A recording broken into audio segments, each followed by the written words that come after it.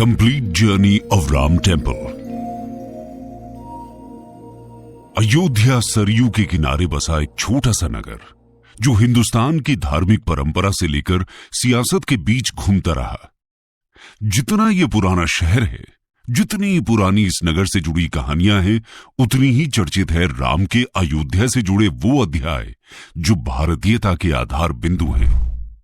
अवध नगरी अयोध्या मूल रूप से मंदिरों का शहर रहा है।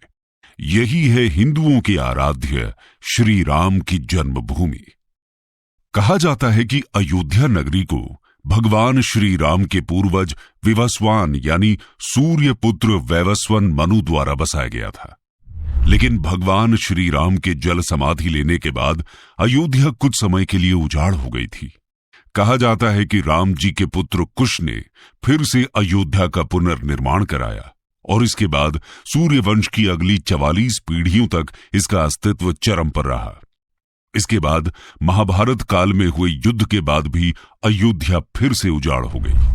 श्री राम जन्मभूमि अयोध्या और यहां बने श्री राम मंदिर को एक नहीं बल्कि कई बार आक्रमणों का सामना करना पड़ा। अयोध्या को नष्ट करने के लिए मुगलों द्वारा कई अभियान भी चलाए गए।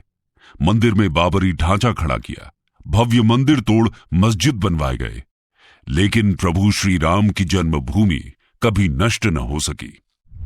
दोस्तों, वैसे तो अयोध्या नगरी का इतिहास त्रेता युग से भी पुराना है और मैं मानता भी हूं कि अयोध्या स्थित भगवान श्री राम जन्मभूमि मंदिर का पूरा इतिहास शब्दों में समेटना किसी के लिए संभव नहीं है। और अगर इसके ऐतिहासिक और कानूनी महत्व को तो कुछ हद तक समेट भी ले, तो इसके असीमित धार्मिक और पौराणिक मान्यताओं और उनसे जुड़े तथ्यों को शब्दों में सहेजना असंभव है। फिर भी यहां पर हमने इस पवित्र मंदिर के बारे में उसके हर पहलू को कुछ गिनती के शब्दों में समेटने की कोशिश की है। आज की इस वीडियो में हम बात करेंगे श्री राम की जन्मभूमि के सफर के बारे में, उनके विवाद से लेकर विध्वंस, निर्माण और उद्घाटन तक के सफर के बारे में। तो चलिए शुरू करते हैं। History of Ram temple. Ayodhya में राम मंदिर के पीछे का इतिहास भारत के धार्मिक और सांस्कृतिक ताने बाने में गहराई से लिपटा है। हिंदू पौराणिक कथाओं के अनुसार अयोध्या को महाकाव्य रामायण में भगवान राम का जन्म स्थान माना जाता है। भगवान श्री राम प्रजा सहित बैकुंठ धाम चले जाने के बाद कई सालों तक ये भूमि यूं ही पड़ी रही। बाद में कौशांबी के महाराज कुश ने अयोध्या को फिर से बसाया। इसका वर्णन कालिदास के ग्रंथ रघुवंश में मिलता है। लोमश रामायण के अनुसार उन्होंने ही सबसे पहले अपने परमपिता की पूज्य जन्मभूमि पर पत्थरों के खंभों वाले मंदिर का निर्माण करवाया। वहीं जैन परंपराओं के मुताबिक अयोध्या को ऋषभदेव ने फिर से बसाया था। भविष्य पुराण के अनुसार उज्जैन के महाराज विक्रमादित्य ने ईसा पूर्व में एक बार फिर से दूसरी बार उजड़ चुकी अयोध्या का निर्माण करवाया। धार्मिक ग्रंथों के अनुसार वे भगवान विष्णु के परम भक्त थे और उन्होंने अयोध्या में सरयू नदी के लक्ष्मण घाट को आधार बनाकर 360 मंदिरों का निर्माण करवाया था। साथ ही उन्होंने श्री राम जन्मभूमि पर एक भव्य मंदिर का निर्माण भी करवाया था। विक्रमादित्य के बाद के राजाओं ने भी समय समय पर अयोध्या राम मंदिर की देखरेख की। उन्हीं राजाओं में से एक शुंग वंश के प्रथम शासक पुष्यमित्र शुंग ने भी अपने समय पर अयोध्या राम मंदिर का रेनोवेशन करवाया था। पुष्यमित्र का एक इंस्क्रिप्शन भी अयोध्या से प्राप्त हुआ है, जिसमें उनके द्वारा अयोध्या में 2 अश्वमेध यज्ञ किए जाने का वर्णन भी मिलता है। अयोध्या राम मंदिर इतिहास जानने के लिए हुई खुदाई में ऐसे अनेकों रिकॉर्ड मिले हैं, जिनसे यह पता चलता है कि गुप्त वंशीय सम्राट चंद्रगुप्त द्वितीय के समय और उसके काफी समय बाद तक अयोध्या ही गुप्त साम्राज्य की राजधानी थी। गुप्तकालीन समय के महाकवि कालिदास ने भी अयोध्या राम मंदिर और उसके पौराणिक इतिहास का अपने महाकाव्य रघुवंश में कई बार जिक्र किया है। इसी तरह आधुनिक इतिहासकारों के अनुसार 600 ईसा पूर्व तक अयोध्या एक महत्वपूर्ण व्यापार का केंद्र था। इस स्थान को एक अंतर्राष्ट्रीय पहचान 5वीं शताब्दी में ईसा पूर्व के दौरान तब मिली जब ये एक प्रमुख बौद्ध केंद्र के रूप में विकसित हो गया था। तब इसका नाम साकेत था, जो अयोध्या राम जन्मभूमि का एक पौराणिक नाम भी है। चीनी भिक्षु फाहियान ने भी यहां अयोध्या राम मंदिर के साथ कई बौद्ध मठों के होने का वर्णन किया है। यहां पर 7वीं शताब्दी में चीनी यात्री हायोनसांग भी आया था। उसके अनुसार यहां पर 20 बौद्ध मंदिर उपस्थित थे, जहां 3000 भिक्षु रहते थे, और यहां पर हिंदुओं का एक प्रमुख और अति भव्य अयोध्या राम मंदिर भी था, जहां पर रोज हजारों की संख्या में लोग दर्शन करने के लिए आते थे। इसके बाद प्राप्त साक्ष्यों के अनुसार ईसा की 11वीं शताब्दी में कन्नौज के राजा जयचंद का शासन आया, तो उसने अयोध्या राम मंदिर पर से सम्राट विक्रमादित्य के प्रशस्ति शिलालेखों को उखाड़कर उन पर अपना नाम लिखवा दिया था। पानीपत के युद्ध के बाद जयचंद का भी अंत हो गया। इसके बाद भारतवर्ष पर फॉरेन इन्वेडर्स का अटैक बढ़ गया। इन इन्वेडर्स ने काशी, मथुरा के साथ ही अयोध्या राम मंदिर में भी लूटपाट की और पुजारियों की हत्या कर मूर्तियों को तोड़ने का क्रम जारी रखा। लेकिन ऐसे कई आक्रमणों को झेलने के बाद भी अयोध्या राम मंदिर अपनी भव्यता के साथ 14वीं शताब्दी तक किसी प्रकार बचा रहा। इतिहासकारों द्वारा यह भी कहा जाता है कि सिकंदर लोदी के शासनकाल तक अयोध्या राम मंदिर मौजूद था, लेकिन 14वीं शताब्दी में हिंदुस्तान पर मुगलों का अधिकार हो गया और उसके बाद ही अयोध्या राम मंदिर का इतिहास बदलने लगा। मुगलों द्वारा अयोध्या नगरी को नष्ट करने के लिए कई अभियान चलाए गए और आखिरकार 1528-29 में इस भव्य अयोध्या राम मंदिर को तोड़ दिया गया और उसकी जगह मुगल बादशाह बाबर के सिपहसालार मीर बाकी ने विवादित जगह पर एक मस्जिद नुमा ढांचे का निर्माण कराया। बाबरनामा के अनुसार 1528 में अपने अयोध्या पड़ाव के दौरान बाबर ने राम जन्मभूमि के स्थान पर मस्जिद निर्माण का आदेश दिया था। दोस्तों, अयोध्या राम मंदिर के स्थान पर बनाई गई मस्जिद में खुदे 2 संदेशों से इसका साफ संकेत भी मिलता है। इसमें एक संदेश में खास तौर से जिक्र किया हुआ है, जन्नत तक इसके न्याय के चर्चे हैं। ऐसे महान शासक बाबर के आदेश पर दयालु मीर बाकी ने फरिश्तों की इस जगह को मुकम्मल रूप दिया। हालांकि इसका भी जिक्र मिलता है कि अकबर और जहांगीर के शासनकाल में हिंदुओं को यहां राम मंदिर की भूमि एक चबूतरे के रूप में सौंप दी गई थी। वहीं European Jesuit missionary Joseph Tieffenthaler के अकाउंट डिस्क्रिप्शन इंडी के अनुसार इस समय तक भी इसी चबूतरे के रूप में राम मंदिर के कुछ अवशेष बाकी थे। लेकिन क्रूर शासक औरंगजेब के समय में अयोध्या के गवर्नर फिदाई खान ने औरंगजेब के आदेश पर 1660 एडी में राम मंदिर और हिंदुओं द्वारा प्रभु श्री राम की जन्मभूमि माना जाने वाला रामकोट फोर्ट्रेस तोड़कर अपने पूर्वज बाबर के सपने को पूरा करते हुए मीर बाकी द्वारा बनाए गए मस्जिद के ढांचे को एक भव्य मस्जिद का रूप दे दिया। इसके बाद समय समय पर इस स्थान पर बार बार मंदिर निर्माण के लिए आंदोलन चलते रहे। हालांकि भगवान राम के कथित जन्म स्थान पर इसके निर्माण की विवादित स्थिति ने लंबे समय तक धार्मिक और सांस्कृतिक संघर्ष पैदा किया।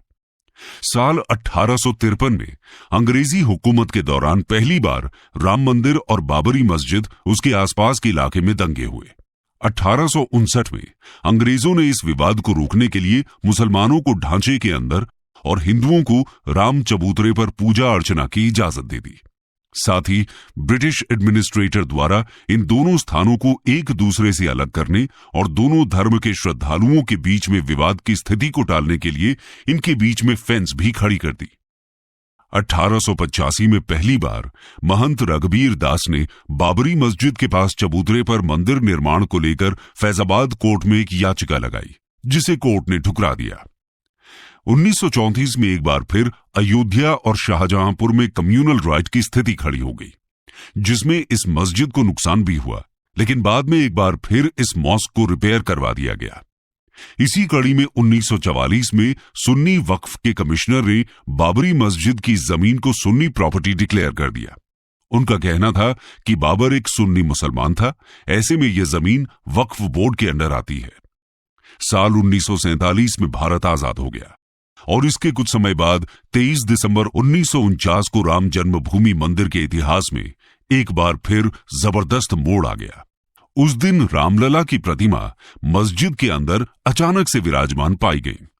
ये विवाद इतना बढ़ा कि आखिरकार तत्कालीन सरकार को उस ढांचे को विवादित मानकर उस पर ताला लगवा देना पड़ा।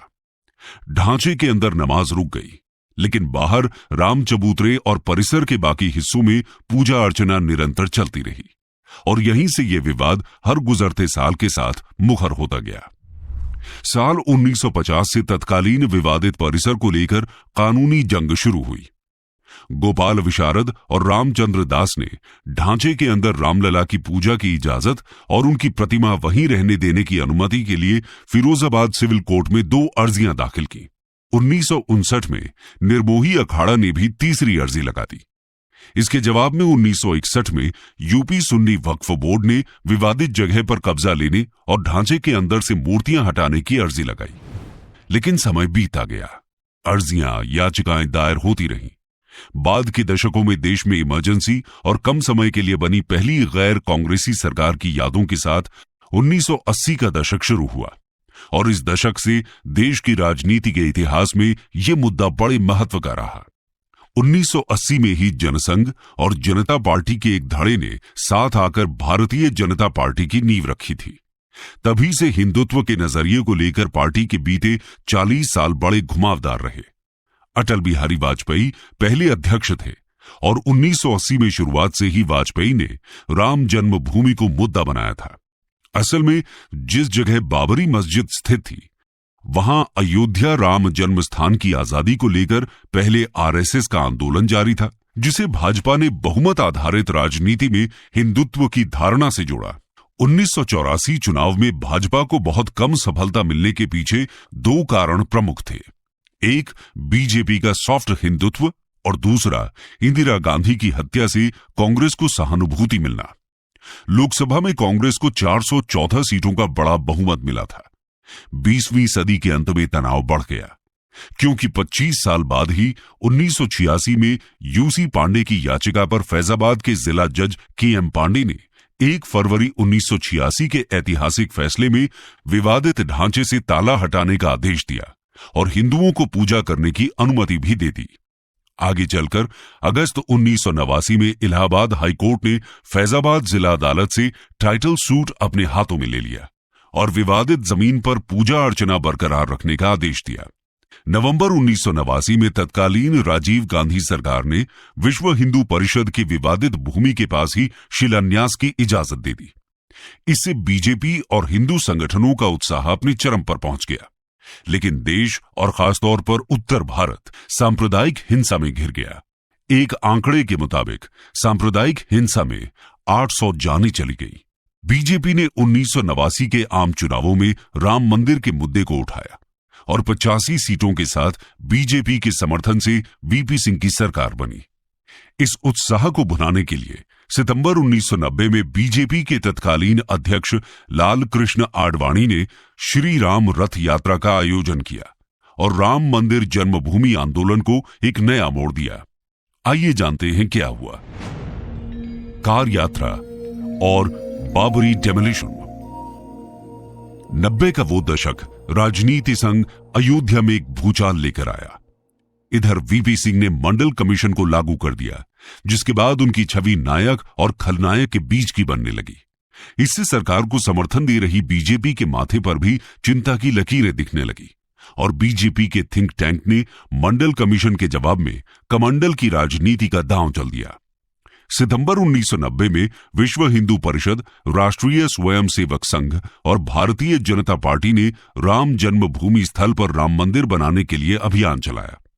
स्थिति ने तब गंभीर मोड़ ले लिया जब बीजेपी नेता लाल कृष्ण आडवाणी ने सोमनाथ से अयोध्या तक रथ यात्रा निकाली।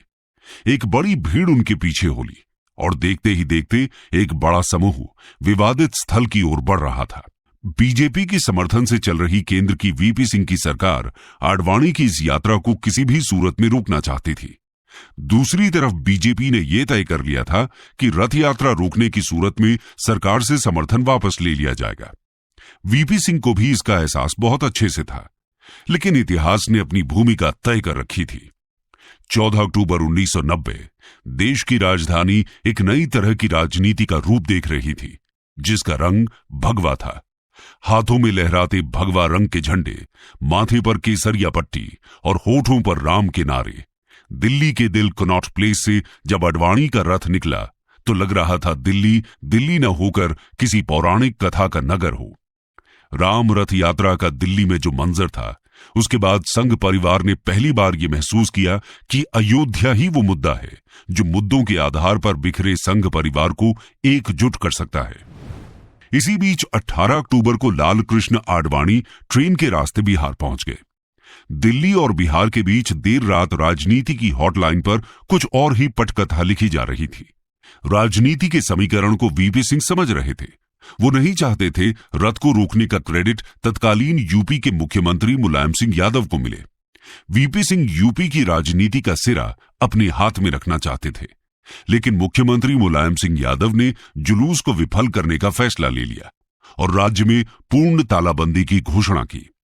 30 अक्टूबर 1990 को हवा में तनाव था, क्योंकि पुलिस ने अयोध्या के लिए सभी बस और ट्रेन सेवाओं पर रोक लगा दी थी, लेकिन इससे कार सेवकों पर कोई असर नहीं पड़ा। वे वहां पैदल पहुंचे और कुछ ने तैरकर सरयू नदी पार की।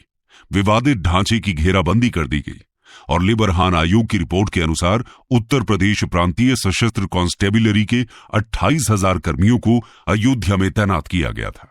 सुबह करीब 10 बजे थे जब वामदेव, महंत नृत्य गोपाल दास और विहिप के अशोक सिंघल के नेतृत्व में कार सेवकों का एक बड़ा समूह घटनास्थल की ओर बढ़ा।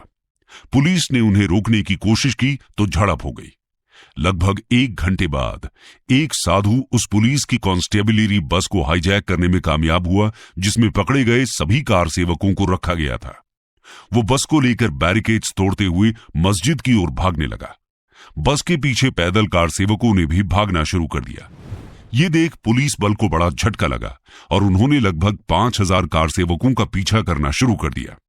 इसके बाद बाबरी मस्जिद के ऊपर भगवा झंडा फहराया गया और फिर त्रासदी हुई। सरकार के आदेश पर पुलिस बल ने भीड़ पर फायरिंग कर दी। फायरिंग में 5 लोग मारे गए। वहीं कई लोगों की मौत सिर में चोट लगने से हुई। सरयू पुल पर भगदड़ मच गई, जिसमें और भी लोग मारे गए। इस घटना के बाद एक बार फिर 2 नवंबर को कार सेवक दोबारा बाबरी मस्जिद की ओर बढ़े और फिर झड़प हुई। पुलिस ने आंसू गैस और लाठी चार्ज कर भीड़ को तितर बितर करने की कोशिश की। कुछ कार सेवक मस्जिद तक पहुंचने में कामयाब रहे और उसे आंशिक रूप से क्षतिग्रस्त कर दिया। पुलिस ने 72 घंटे में दूसरी बार फायरिंग की। कार सेवकों का गलियों में पीछा किया गया। पुलिस ने कई कार सेवकों को मार डाला। इसमें कोठारी ब्रदर्स भी शामिल थे, जिन्हें कथित तौर पर एक घर से बाहर खींच लिया गया था। बाद में मुलायम सिंह यादव ने गोलीबारी के आदेश को दर्दनाक लेकिन आवश्यक बताया, क्योंकि उच्च न्यायालय ने फैसला आने तक शांति, कानून और व्यवस्था बनाए रखने का आदेश दिया था। इसी बीच राजनीति का दांव फिर पलटा और केंद्र के साथ साथ उत्तर प्रदेश की सरकार भी बदल गई। केंद्र में पीवी नरसिम्हा राव की सरकार बनी। यूपी में मुलायम सिंह चुनाव हार गए और कल्याण सिंह की सरकार बनी।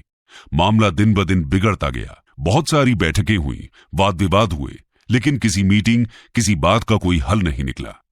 5 दिसंबर तक अयोध्या में सियासत के साथ धर्म का रंगमंच एक बार फिर सज गया। सभी को अगली सुबह का इंतजार था। 6 दिसंबर 1992 को एक महत्वपूर्ण मोड़ आया, जब आरएसएस और उसके सहयोगियों ने विवादित स्थल पर 1,50,000 वीएचपी और बीजेपी कार सेवकों की एक रैली आयोजन किया। भीड़ के बेचैन होने पर आडवाणी, मुरली मनोहर जोशी और उमा भारती जैसे नेताओं ने भाषण दिए। लगभग दोपहर के समय एक युवक घेराबंदी को पार करने में कामयाब रहा, बाबरी मस्जिद पर चढ़ गया और भगवा झंडा लहराया। इसे भीड़ द्वारा एक संकेत के रूप में देखा गया, जिसने फिर बाबरी मस्जिद पर धावा बोल दिया। बाबरी मस्जिद की सुरक्षा के लिए लगाए गए पुलिस घेरे की संख्या बहुत अधिक थी, लेकिन बेकाबू भीड़ की संख्या भी उनसे अधिक थी। भीड़ ने इमारत पर कुल्हाड़ियों और हथौड़ों से हमला किया। कुछ ही घंटों में मिट्टी और चौक से बने बाबरी मस्जिद को ध्वस्त कर दिया गया। विध्वंस की इस घटना ने आधुनिक भारत के इतिहास में एक महत्वपूर्ण अध्याय की रचना कर दी। इस घटना के परिणाम स्वरूप पूरा देश व्यापक सांप्रदायिक हिंसा की आग में झुलस गया। धार्मिक समुदायों के बीच तनावपूर्ण संबंध उत्पन्न हुए। मुंबई, सूरत, अहमदाबाद, कानपुर, दिल्ली, अयोध्या समेत यूपी के कई शहर हिंसा की चपेट में आए। एक रिपोर्ट के मुताबिक इन दंगों में लगभग 2000 लोग मारे गए। अकेले मुंबई में ही लगभग 900 लोग मारे गए। अयोध्या के जवाब में मुंबई को दहलाया गया और इंसानी जिस्म बारूद की भेंट चढ़ गई। 12 मार्च 1993 को एक के बाद एक हुए 13 सीरियल बम धमाकों में लगभग 350 लोग मारे गए और लगभग 1000 लोग घायल हुए। हिंदुस्तान ने पहली बार सीरियल ब्लास्ट के दर्द को महसूस किया था। इसी के साथ विवादित स्थल के स्वामित्व को लेकर कानूनी लड़ाइयों की एक लंबी श्रृंखला शुरू हो गई। हिंदू और मुस्लिम समूहों सहित विभिन्न पक्षों ने अपने दावे पेश किए, जिससे लंबी कानूनी प्रक्रिया चली। सियासत के रास्तों ने दिलों पर चोट की। उसने देश की दिशा और दशा दोनों को ही बदल कर रख दिया। Legal battle for Ram temple. Ayodhya विवाद से संबंधित कानूनी कार्यवाही कई दशकों तक चली, जिसमें कई सुनवाई, याचिकाएं और अपीलें शामिल थीं। राज्य और राष्ट्रीय स्तर पर विभिन्न अदालतें विवादित स्थल का सही स्वामित्व निर्धारित करने के लिए सबूतों, ऐतिहासिक अभिलेखों और धार्मिक मान्यताओं की जांच करने में लगी हुई थीं। कानूनी यात्रा में उतार चढ़ाव देखे गए। विभिन्न चरणों में निर्णयों के खिलाफ अपील की गई और उन्हें पलट दिया गया। अप्रैल 2002 से इलाहाबाद हाई कोर्ट ने विवादित जमीन के मालिकाना हक पर सुनवाई शुरू की। 30 सितंबर 2010 को इलाहाबाद हाई कोर्ट ने 2-1 जजों के बहुमत के फैसले से विवादित संपत्ति को 3 दावेदारों में बांटने का फैसला सुनाया। जन्मभूमि समेत 1/3 हिस्सा हिंदुओं को, 1/3 हिस्सा निर्मोही अखाड़े को और तीसरा हिस्सा मुस्लिम पक्ष को। मई 2011 में सुप्रीम कोर्ट ने कई याचिकाओं को देखने के बाद हाईकोर्ट के फैसले पर रोक लगा दी। बाद के सालों में सुप्रीम कोर्ट की देखरेख में मध्यस्थता की कोशिशें भी की गईं, लेकिन विवाद का कोई हल नहीं निकला। आखिरकार तत्कालीन चीफ जस्टिस रंजन गोगोई की अगुवाई वाली सुप्रीम कोर्ट की 5 सदस्यीय संविधान पीठ ने 40 दिनों की मैराथन सुनवाई के बाद 16 अक्टूबर 2019 को दशकों पुराने इस कानूनी विवाद पर फैसला सुरक्षित रख लिया। अंत में 9 नवंबर 2019 का वो ऐतिहासिक दिन आया जब सुप्रीम कोर्ट ने सदियों पुराने इस विवाद को हमेशा हमेशा के लिए निपटारा कर दिया। सर्वोच्च अदालत ने संपूर्ण विवादित परिसर पर भगवान रामलला का मालिकाना हक दे दिया और उनके भव्य मंदिर निर्माण के लिए केंद्र की नरेंद्र मोदी सरकार को 3 महीने के भीतर एक ट्रस्ट बनाने की जिम्मेदारी सौंप दी। अदालत ने सरकार को मुस्लिम पक्ष को भी मस्जिद बनाने के लिए अयोध्या में किसी महत्वपूर्ण स्थान पर 5 एकड़ जमीन देने का आदेश दिया और फिर शुरू हुआ राम मंदिर का भव्य निर्माण कार्य। राम मंदिर का निर्माण 5 अगस्त 2020 को आयोजित शुभ भूमि पूजन समारोह के साथ शुरू हुआ। इस कार्यक्रम ने मंदिर के निर्माण की औपचारिक शुरुआत को चिन्हित किया और इसमें विभिन्न धार्मिक नेताओं, राजनीतिक हस्तियों और गणमान्य व्यक्तियों ने भाग लिया। समारोह में अनुष्ठान और प्रार्थनाएं शामिल थीं, जिसमें भूमि की पवित्रता पर जोर दिया गया और मंदिर के सफल समापन के लिए दिव्य आशीर्वाद मांगा गया। राम मंदिर की आर्किटेक्चरल प्लान्स ट्रेडिशनल और मॉडर्न डिजाइन एलिमेंट्स के मिश्रण को दिखाती हैं। मंदिर की कल्पना एक भव्य संरचना के रूप में की गई है, जिसमें जटिल नक्काशी, गुंबद और शिखर हैं। ये डिजाइन प्राचीन भारतीय मंदिर आर्किटेक्चर से प्रेरणा लेता है, विशेष रूप से उत्तर भारतीय नागर परंपरा में प्रचलित शैली पर जोर देता है। कुशल कारीगर और शिल्पकार इस दृष्टिकोण को जीवन में लाते हैं, ये सुनिश्चित करते हुए कि मंदिर भारत की समृद्ध सांस्कृतिक विरासत का एक प्रमाण है। कंक्लूजन। दोस्तों, अब अयोध्या राम मंदिर के निर्माण को लेकर 492 साल का लंबा इंतजार खत्म हो गया है। अयोध्या में राम मंदिर का उद्घाटन होने वाला है। ये पवित्र मंदिर कई दशकों की कानूनी लड़ाई, सामाजिक तनाव और सांस्कृतिक आकांक्षाओं की परिणति का प्रतीक है। मंदिर में निर्माण गतिविधियां वर्तमान में पूरे जोरों पर हैं और इस महत्वपूर्ण अवसर से पहले इसकी तैयारी सुनिश्चित करने के लिए समर्पित प्रयास किए जा रहे हैं। राम मंदिर का निर्माण अपने अंतिम चरण में पहुंच गया है और स्थल पर भक्तों के स्वागत के लिए सावधानी पूर्वक तैयारी की जा रही है।